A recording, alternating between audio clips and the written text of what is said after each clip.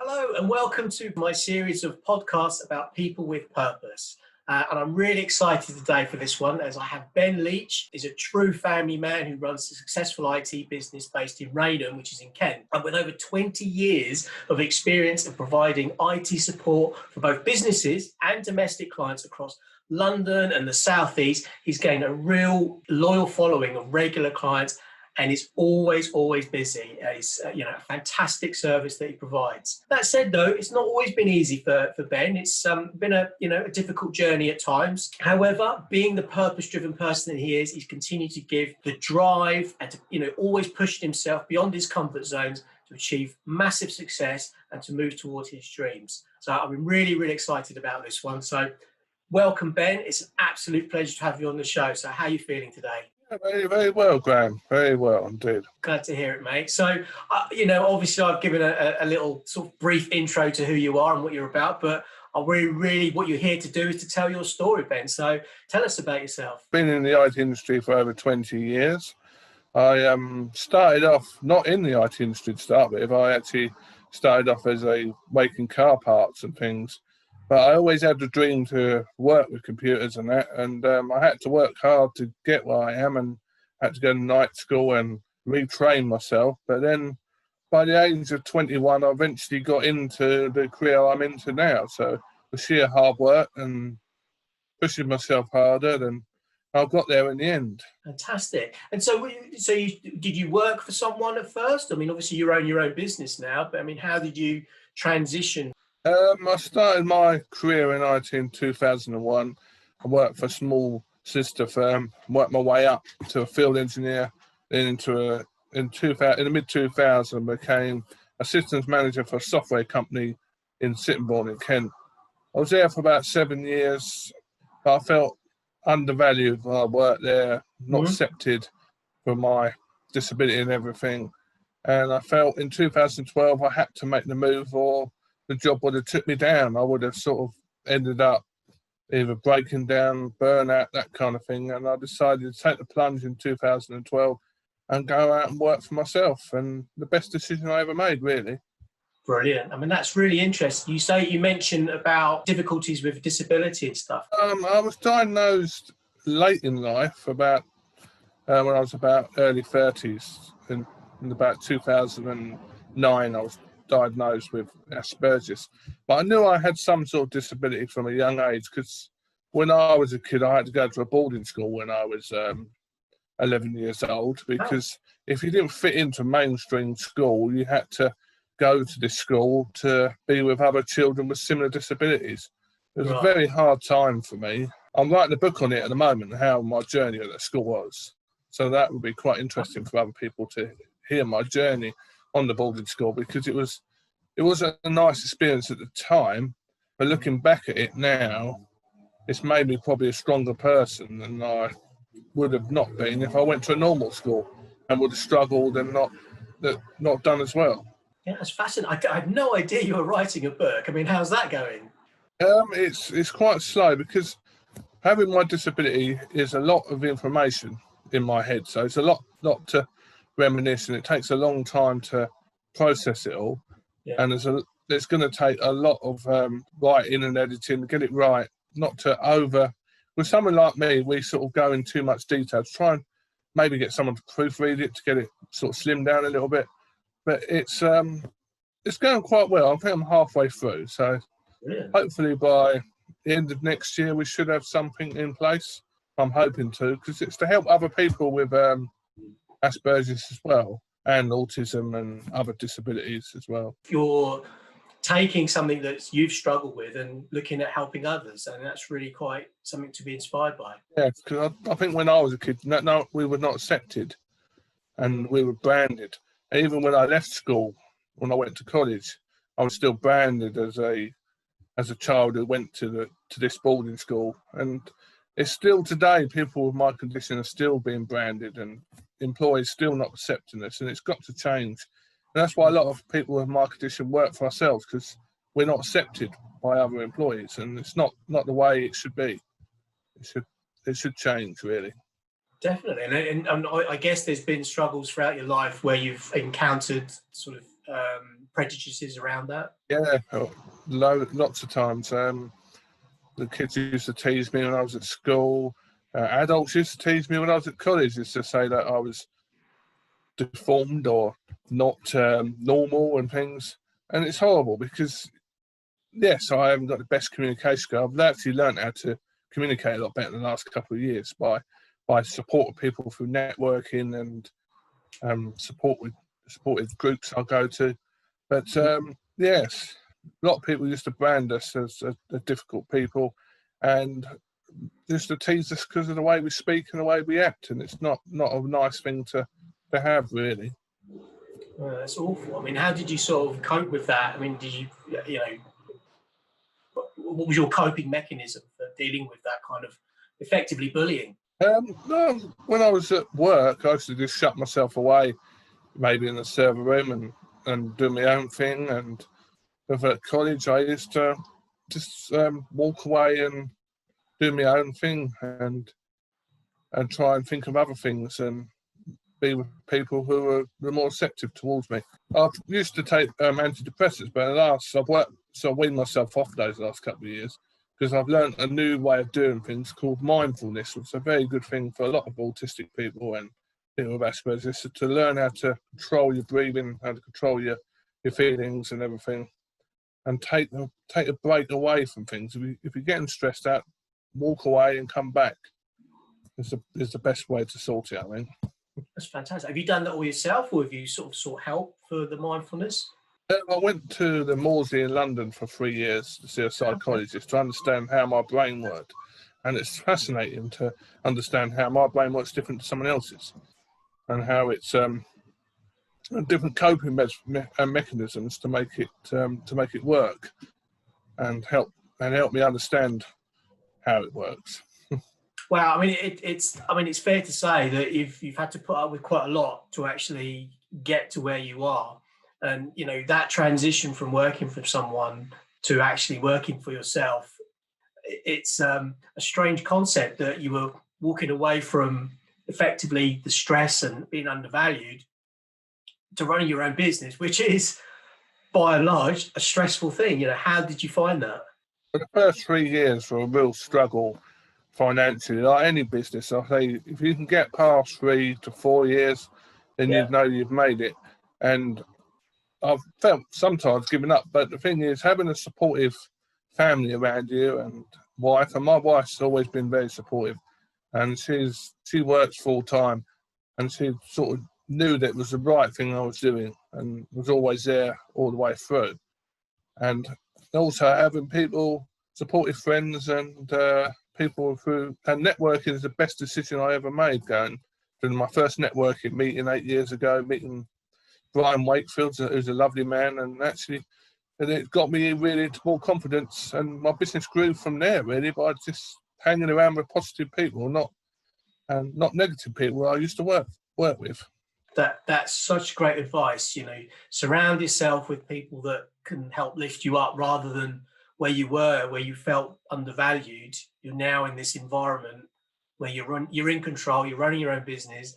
And you talk about Brian Wakefield's networking group. It's such a fantastic way to grow, and that's what you've done. I mean, you mentioned Brian as someone who's helped you.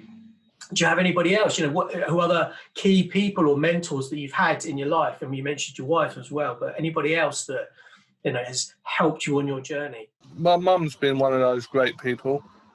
It's quite hard because I've met so many great people in the last couple of years. One was Fred Smith, who goes to our network. I've done some healing sessions with her to maybe understand how my brain works and how to shift the energy from one side of the brain to the other. Wow. That was quite a clever way of doing it, and I do highly recommend Fred. She's very good. And it's having like mentors as well. I've done a couple of courses, and one called the Millionaire Mindset course, and it sort of helps you sort of understand things a lot better. So I think it's more hanging around with positive people have actually helped me more than anything. You've gone from a best guess word would be toxic, a toxic environment, to a positive environment. Is that fair to say? I think you're definitely right there, Graham, because I mean, when I was employed, I had a lot of people undervalued me, and a lot of people thought I was different to everyone else who worked there, and was excluded from social events and everything. And I never find that with anyone who's in sort of similar sized business to mine, in a similar sort of scenario, because we're all there to help each other, and that's the good thing about the network we're part of, that we all help each other out and we all socialise together. We don't sort of discriminate people for their disabilities or what they do for a business, and that we all help each other grow our businesses. And that's what I think has helped me grow as a person, is hang around with people who are in the same sort of position I'm in. So it's really good, and that's what I enjoy about networking as a whole.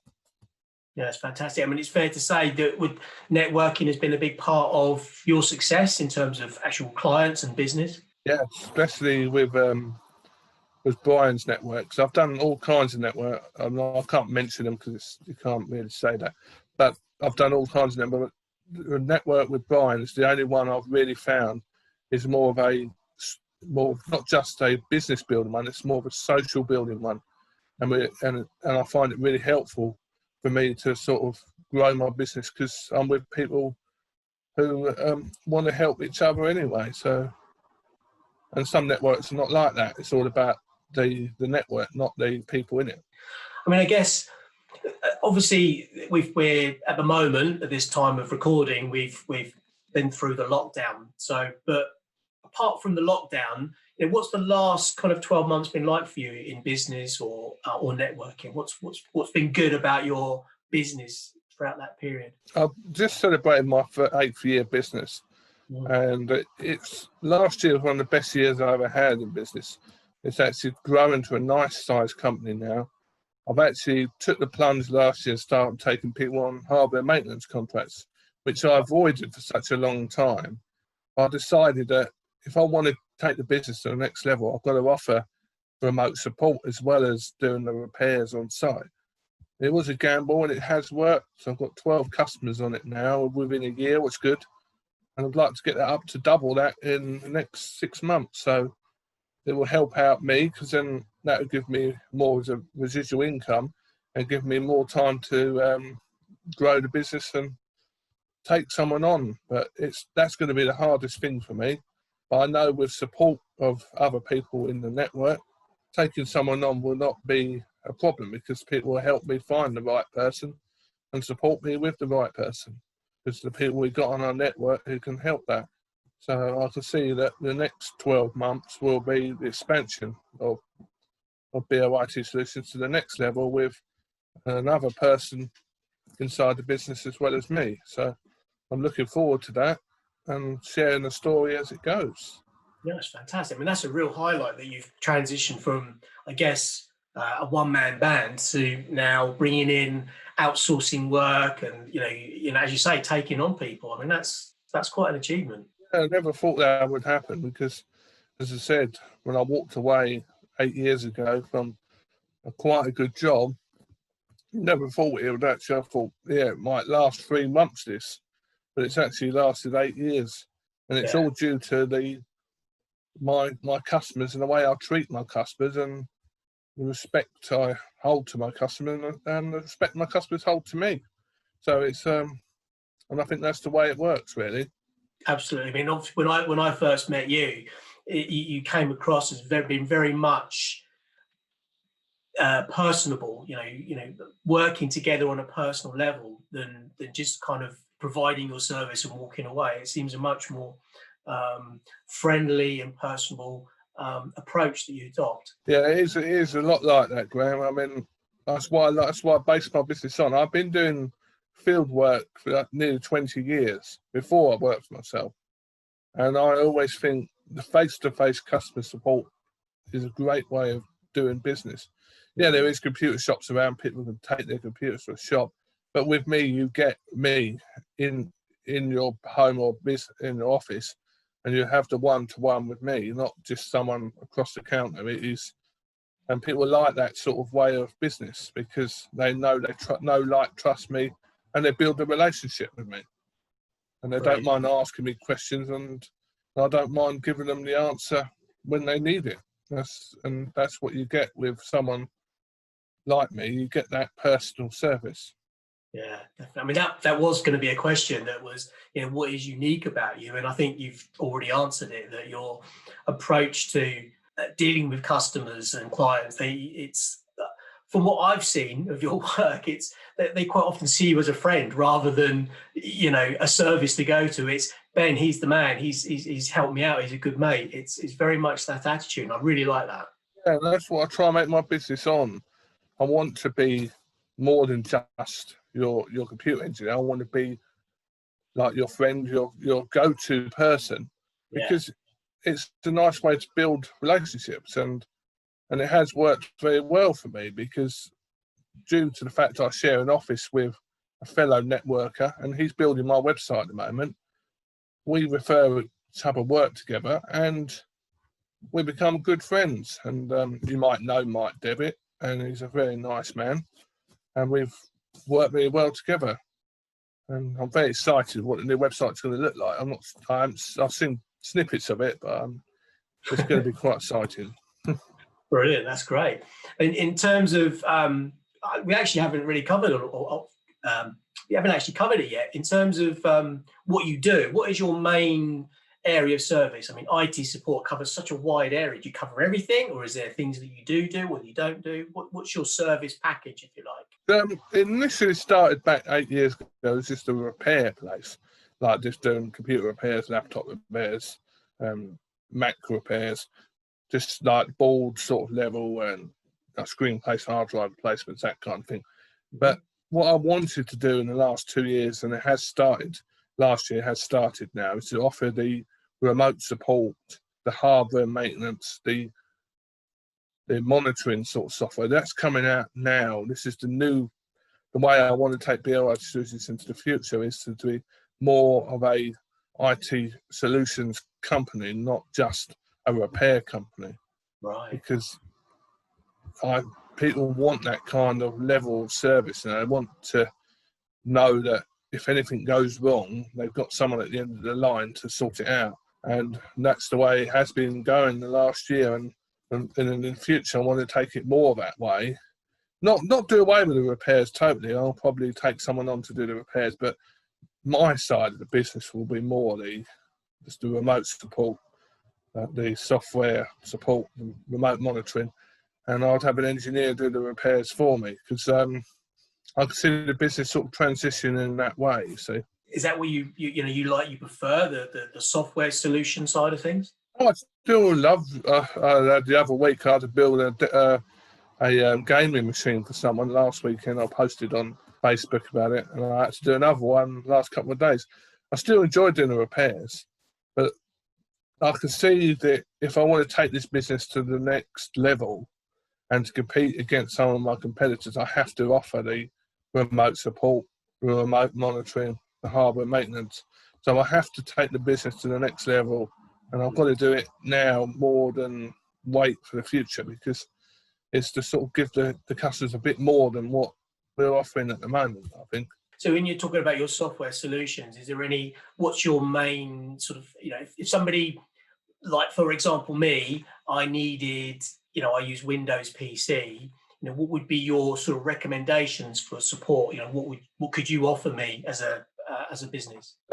We'll move you totally into the Office 365 environment by hosting your emails in the cloud with Exchange, offering you like a Acronis backup solution, so all your stuff backed up to the cloud, and put on remote monitoring software to see if your hard drive failed, you had a virus, your machine was coming up saying it needed some security updates. I would know before you would by the remote monitoring software. So it's a good, useful tool, because I knew the other day when my customer's hard drive was failing before they did. It flashed up saying that the hard drive's got bad sectors in certain. And then I just said to them, the hard drive needs replacing, and we booked an appointment to replace the hard drive. So the remote monitoring software is a good way to go. That sounds really useful, really useful. I mean, you are definitely on my list, because although my desktop where I do my editing, I've had it a few years. It's starting to get a little bit tired now. So at some point, I'm sure I'll get you to have a look at it. I love it though, Graham. I built my first computer at 16, and I still enjoy it now. I like the one I did last night. Had a Cool Master Black Edition air-cooled system put in it, and it's just amazing how far the technology's come now. These new fans glow up as well. So when they're turned on, they have blue, green, red lights, and you can control the fan speed from a little thermostat. And it's quite clever how these gaming computers are moving all the time. So new technology for me to play with. So that's great. I mean, you obviously must kind of keep an eye on the markets and see what's going on in the industry. What are you seeing? What do you think the future is going to hold for us? I think there's going to be a lot more people moving away from using conventional computers like laptops and desktops and moving more into the iPads, the tablet sort of market, because you can get like the latest version of the iPad now is a 12-inch with a 12-inch keyboard, and you could use that just like a MacBook Pro, and it's just as good. You can pay a bit less, and then it does just as much. So a lot of stuff is moving like that. I've got HP X360s are equivalent to a Microsoft Surface tablet, so a lot of people are moving into those.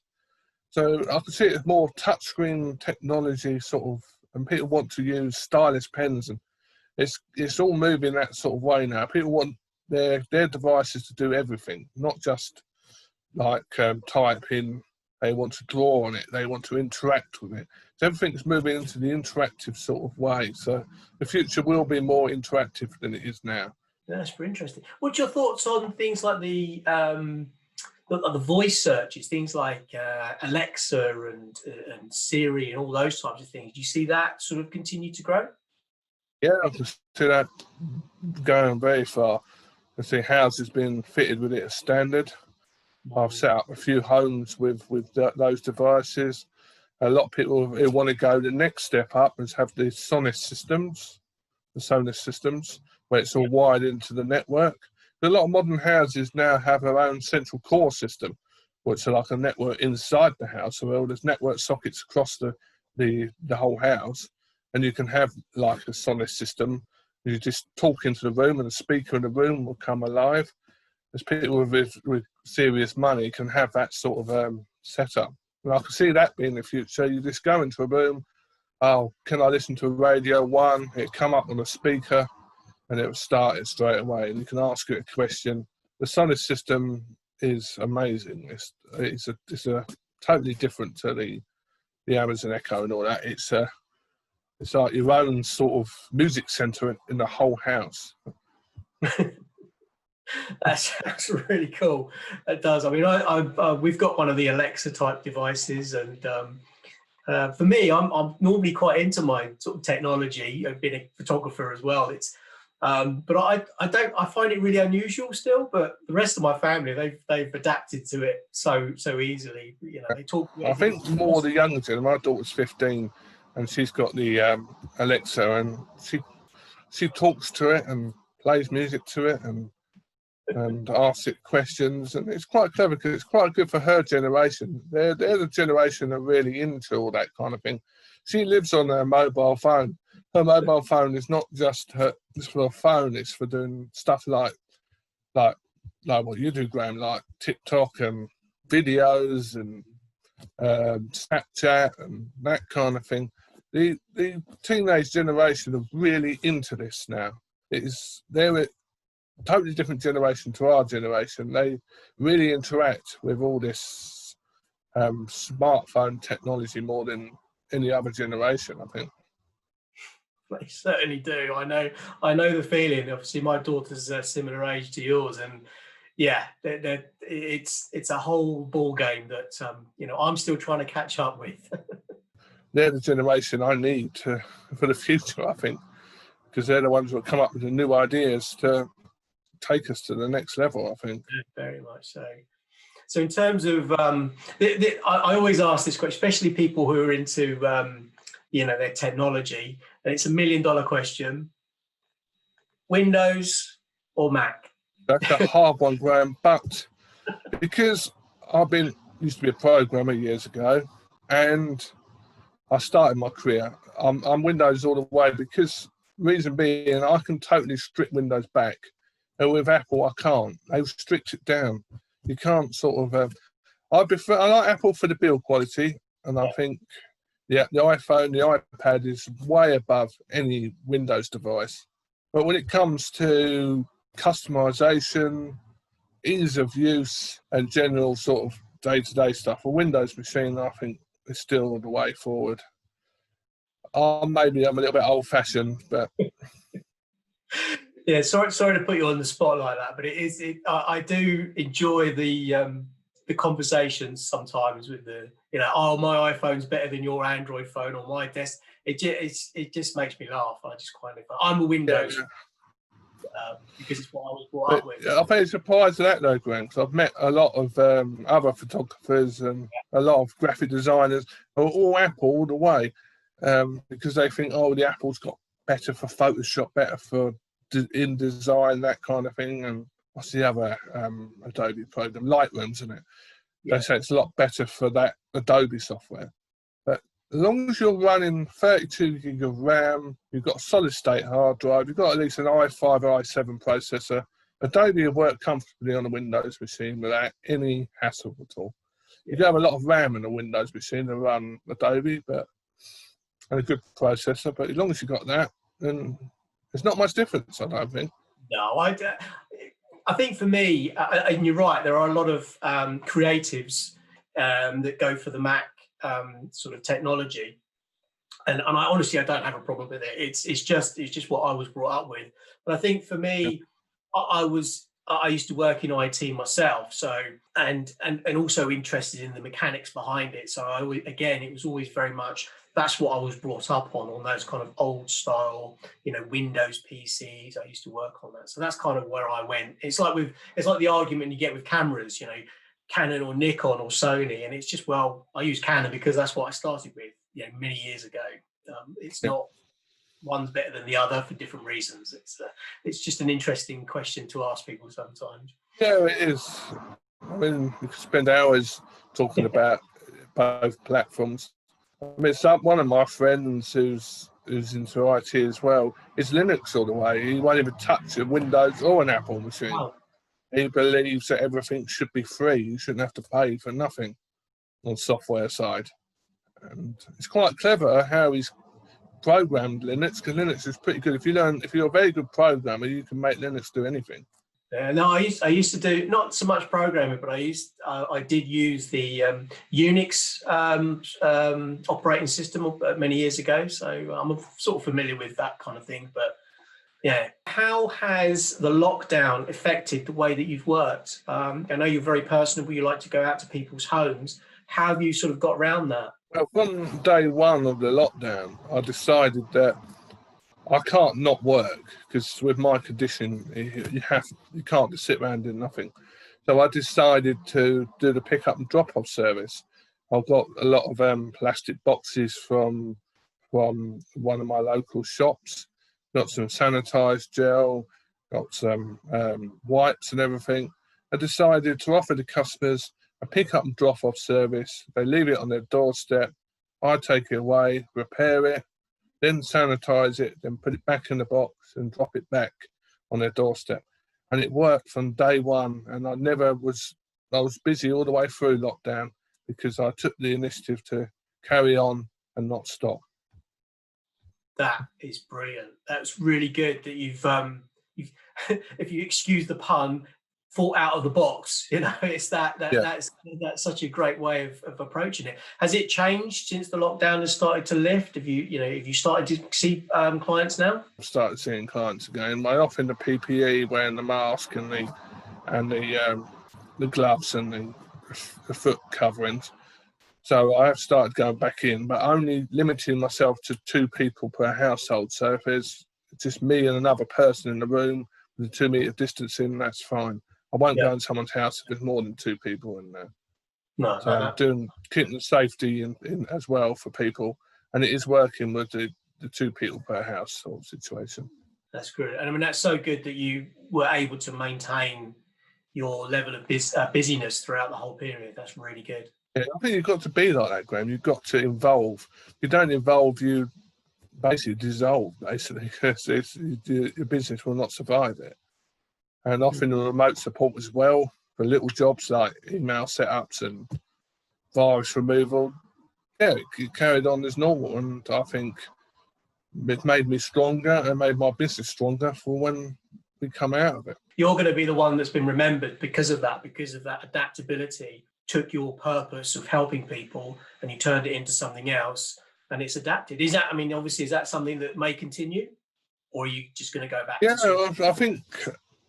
I think I'll continue with the pick-up and drop-off service, but I do like my personal service. I would like to see some of that come back. But I have enjoyed doing the pick-up and drop-off service because it means I can do multiple machines at once. Instead of doing 1 repair, I can do 3 or 4 repairs at the same time. So it actually saves time in the time being, and saves the customer money as well, because they don't have to pay me by the hour, they're paid by the job. So it's better for them as well. So yeah, so glad that you leveraged that. That was really a very smart move, definitely. In terms of the here and now, what's your top tips for anyone, anything you would advise people to do with their computers? Top tips are, you must have an antivirus software. It's one of the biggest top tips. And the amount of people I go out to, they say, oh, I'm just running a free antivirus software. Free ones are okay. Windows does come with a free one. I think if you're going to surf the internet and do a lot of online things, I would advise having a top-end antivirus. I'm a reseller of Reset. I'm quite biased, but it's a very good platform. As well as that, Graham, I would always advise using a VPN as well, because a virtual private network, you could have someone sitting outside your house right now who can hack into your Wi-Fi. And with a VPN, he would not guess where you are. He could try and log on to your Wi-Fi, but it could say that you're the other side of the world. So that's a good thing about a VPN. It changes your IP address, so the person sitting outside your home or wherever cannot identify where you are. Yeah, that's your top advice. I mean, I've never actually thought about doing it. I think we might have to have a discussion about that offline, because I've often heard the term VPN, but I've never actually thought about doing it myself. It's more important than ever before now, especially the way the network traffic is increasing all the time. And there's more and more people online, more and more chances to get hacked these days than ever has been before. People want to get other people's data. One of my little elderly customers the other day, I've got his machine in my workshop at the moment. He got a phone call with someone pretending to be Microsoft and got on there and changed all these passwords and put ransomware on it. So you've got to be careful. You've got to make sure that you've got decent antivirus software, a VPN, and also make sure you do all the updates. If it says an update needs doing on Windows, it's important. Microsoft do it for a reason. You need to keep it updated with the latest security patches and everything. Protect yourself against these online threats. And going back to ransomware and all that, if you ever get a phone call from anyone saying they're Microsoft, BT, TalkTalk, or any other sort of provider, it is a lie. None of these companies would ring you. And if you ever get one of them phone calls, I would say hang up straight away and do not let them get access to your machine at all. And this is what happens to a lot of my elderly customers. They believe these people, and it's all fake. So that's another top tip, is to do not accept a call from anyone pretending to be one of your providers, because these providers, rather you ring them than the other way around. That's some really good advice, actually. I mean, I get those phone calls myself, and I always take what you've just said, put the phone down. I know myself, but as you rightly say, that some people aren't quite as savvy, that some of the more older clients. So that's a good message to put out, definitely. Another strong one, and Graham, is to get an SSD, isn't it? I've been saying about the SSDs for a long time. If you want to give your machine a new lease of life, and if you're running the latest version of Windows 10, you must have an SSD now. to keep the machine running at optical speed. And it also gives your machine another couple more years life as well. So it's a strong recommendation, SSD at the moment. The prices are not as expensive as they used to be. So I'm very, very conscious of that. And I've seen that you've been doing, well, obviously I follow you online and I see you do that quite a lot where you replace people's old fashioned hard drives for the SSDs. especially if you build a computer now, you can have a small SSD as the main front and have a big mechanical hard drive as the back front. So you just have the Windows running on the small SSD and the rest of the stuff running on the old-fashioned hard drive. And it's a good mixture, and it gives you the speed and the storage at the same time. Yeah, that's brilliant, Ben. I mean, thanks for sort of sharing those top tips with us. It's so important to, especially with elderly clients who perhaps aren't quite as savvy on the phone when people are trying to get their details and things like that. So it's a really good message to actually send out. I mean, is there, if somebody wanted to work with you, what's the best way to get in contact with you? I've got my own Facebook page. I've got my own Twitter follower handle, and I've also got my own LinkedIn page as well as a website. I'm quite active on social media, so the best place to find me will be on Facebook because I do post a lot of tips and ideas and share a lot of content on Facebook. Yeah. But I'm also in a local magazine called the Net Magazine as well.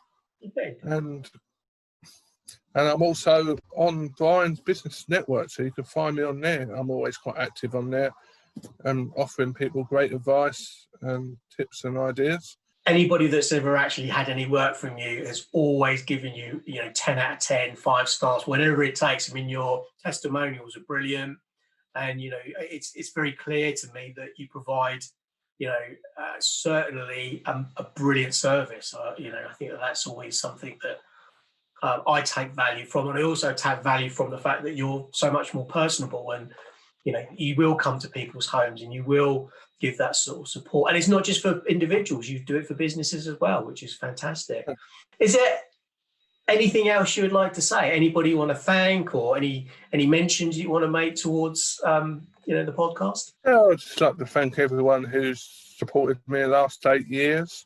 I'd like to thank Rebecca Oliver for helping me sort my back out for the last couple of years. It's been really good. I've never been so mobile in my life.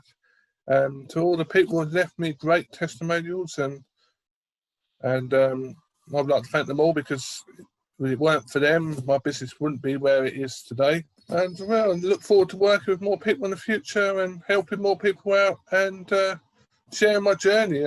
And also that book will be released. So you will get that, and you will get, and hopefully I'll be promoting that in the next year or so. Yeah, I just want to say thanks again, Ben, for coming on. It's been absolutely fascinating. I know it's not been an easy ride at times for you. The bullying when you were younger and the feeling of being undervalued because of your disabilities. Yet you've proven time and time again that you have created this business. You've got a wonderful family and a huge supportive network, as well as all your clients. So, that is an amazing journey. And, that for me, again, as I said, is all about purpose. You've that purpose, you follow your dreams, that determination, stepping outside of the comfort zone, saying, no, I'm not going to put up with that. I'm going to do it. I'm going to take control. I mean, that's just been brilliant. I really, really admire you, and I'm really inspired by your initiative and work ethic. It's been absolutely brilliant having you on. So just want to say thanks again, Ben. It's been an absolute pleasure. So I hope to see you again soon. Graham, yeah. Been a pleasure too, and I really enjoyed it. Good. I'm glad.